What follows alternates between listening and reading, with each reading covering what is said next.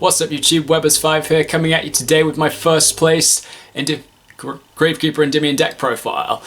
So guys, before going into the profile, couple things about the deck. I do say it was first place, but it was technically a tied first place with the other person who went 3 wins, 1 draw and no losses, who was my round 3 opponent, my friend Sam, who was playing Despia. I will hopefully have his profile up within the next week or so. And just to give a quick premise about the deck, so I decided to go back to using the Gravekeeper engine because we seem to be in a really graveyard heavy format at the moment with things like Tri Brigade, Zombies at my locals, a few other decks. So since I figured this was really useful back during Orcus format where we were properly grave heavy, I thought I'd bring this concept back for a more graveyard central format that we're in now. And also, before I get into the profile as well, I also want to do my quick shout-outs as normal. So I want to say shout-outs to GST567 and Ricardo Rodriguez Gonzalez, who are new subscribers. Thank you so much, guys. You're the reason my channel is growing stronger. I also want to give a shout-out to my friend SparkTech for his contribution towards my new playmat. Absolutely love what you did for me, man. Thank you so much. And so, without further ado, guys, let's get into the profile. Okay, starting off the profile as always with naturally the Endymion engine. So that kicks off with 3 copies of Mighty Master, and then 1 of each of the other Endymions. So 1 Reflection, 1 Magister, and 1 Servant, and then 3 of the Searcher of Spellpower Mastery. Pretty standard. I don't feel the need to play more. I've seen some people upping their ratios on Reflection, but I don't feel the need to. I'm quite happy with mine the way it is. The only thing I would change is for Servant to come back, which would be great.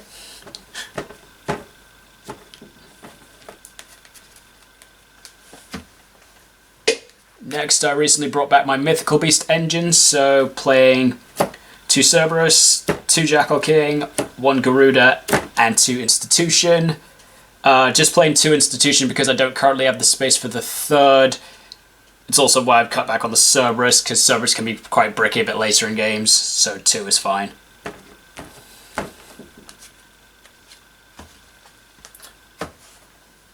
Spellbook engine, playing 1 Magician of Prophecy, 2 copies of Secret, 1 copy of Knowledge. I've taken out the Spellbook of Wisdom that I was playing because I was finding more recently it's not as useful and it really doesn't just do as much.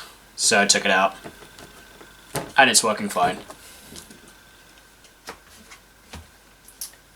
Next, the Magician Souls engine. So 3 Magician Souls, and my target of choice is Gravekeeper Shaman. And then the extra bits to go with the Magician Souls engine, 3 Magician's Restage and Magician's Right Hand.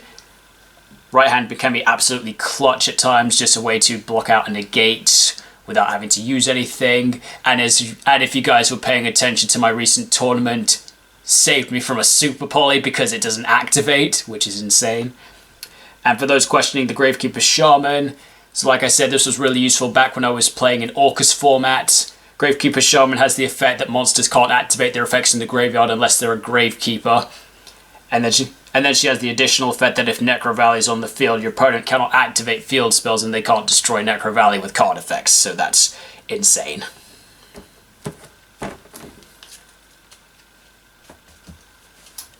Next, also brought back my set rotation build. So field spell engine is 1 Citadel, 1 Secret Village, 1 Necro Valley, and then in my deck box the 1 English copy of Necro Valley since I'm playing an Italian ulti. So Citadel's kind of my safe. Citadel's usually my safe option. Secret Village is my option for if I'm against a spell heavy deck, but Necro Valley is typically the one I want to go to because graveyard stopping is so good right now. And then for the field spell package, and then for the field spell searches, I'm playing 1 Terraforming, 1 Set Rotation, and then new additions from the last time I was playing the variant, 1 Necro Valley Throne, and 1 Gravekeeper's Commandant. So naturally, the Commandant has the effect to just search Necro Valley, and Necro Valley Throne has the ability to search a Gravekeeper monster, so this is just extra ways for me to go into the Necro Valley. And then additionally, the Gravekeeper's Throne, if I've got Gravekeeper's Throne and the Commandant in my hand, I naturally have the Gravekeeper Shaman in my deck, so I've got another target that I can search if I have to. Though frankly, I've been finding, yes, I've got the ability to go into the Necro Valley, but I'm really not seeing the Necro Valley Throne, but I'm okay with that because naturally I play Pot of Desire, so that's just a free card I can banish at no benefit, at no loss.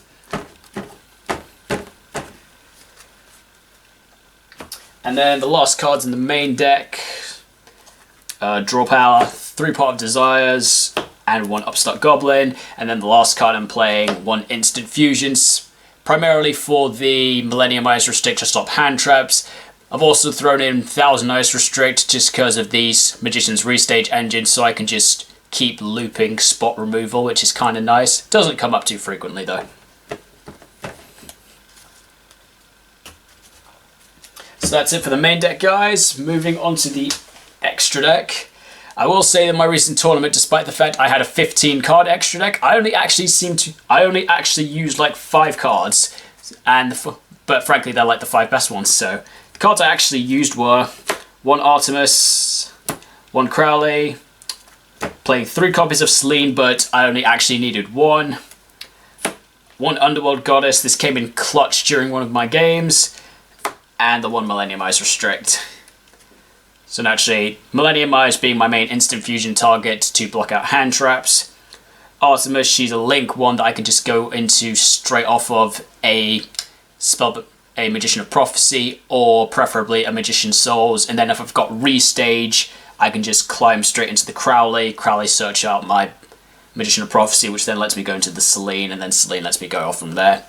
The Underworld Goddess came in very handy against when my opponent dropped a Mech Knight Crusadia Avramax, because naturally I can't hit it, because they summoned that off an IP Masquerena, so I couldn't deal with it my normal way, which would be summon Endymion and board wipe it, or now summon Master Cerberus and banish it, because I can't do that against Avramax. But Underworld Goddess just lets me say, cool, I'm just going to use your monster to link summon, which is great.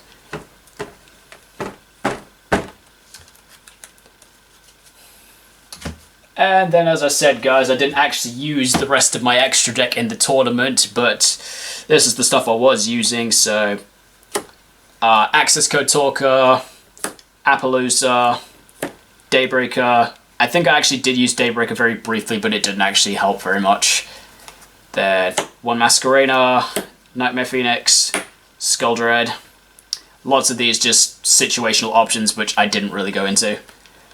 And then the Thousand Eyes Restrict, as I said, as my other target, but it hasn't really come up that much. And last card of my extra deck, Topologic Zerberus. Yeah, I've got the Access Code Talker, which is good to get a powerhouse on the field, but sometimes if I want like a powerhouse, like every once in a while during a tournament, I might have to hard Desires twice. That gives me 20 banished cards. Not gonna lie, guys, it's very tempting to just drop a minimum 7k Zero. If you've had to Desires twice, the ability to just drop a 7k Link 4 is pretty tempting. So yeah, that's kind of why I threw him back in. And also, we kind of just seem to be in that position where where banished cards are happening quite a lot. Additionally, because of Magister of Endymion, you've naturally got that synergy with Magister and a Topologic monster that you can forcibly trigger on your opponent's turn.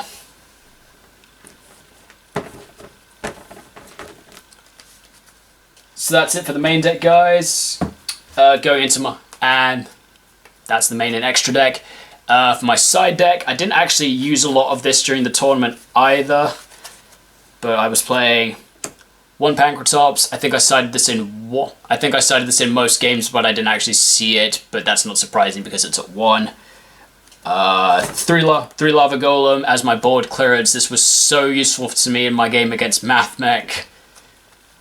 I had a Kaiju package of Thunder King, Gardala, and Gameciel. This is primarily because I know one of the people at my locals plays Sky Striker, so thought it might be useful then. He didn't actually turn up that day, so it was just kind of a slot in the deck. 3 Artifact Lancia, Tri-Brigade's pretty big at my locals, so wanted accounts to that. My board wipe of my back row clearance, Cosmic Cyclone. Didn't actually use it, kind of wished I had used it in a few games, but naturally, guys, I didn't anticipate my opponent was going to hit me with an Imperial Order. And then Harpy's Feather Duster, more board clearance, but again, didn't really feel a huge situation of needing it. And 1 red reboot, just because reboot.